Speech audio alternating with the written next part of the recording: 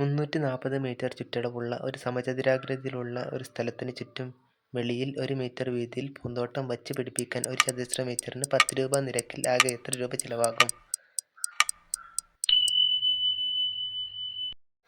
തന്നിരിക്കുന്ന രീതിയിൽ ചിഹ്നങ്ങൾ വ്യത്യാസപ്പെടുത്തിയാൽ 4+11 ഹരിക്കണം 5 - 55 എത്ര?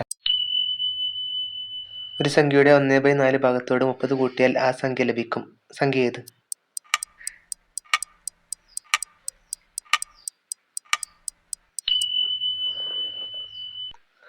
രണ്ട് സംഖ്യകളുടെ ഗുണനഫലം 120. അവയുടെ വർഗ്ഗങ്ങളുടെ തുക 289 ആയാൽ സംഖ്യകളുടെ തുക എത്ര?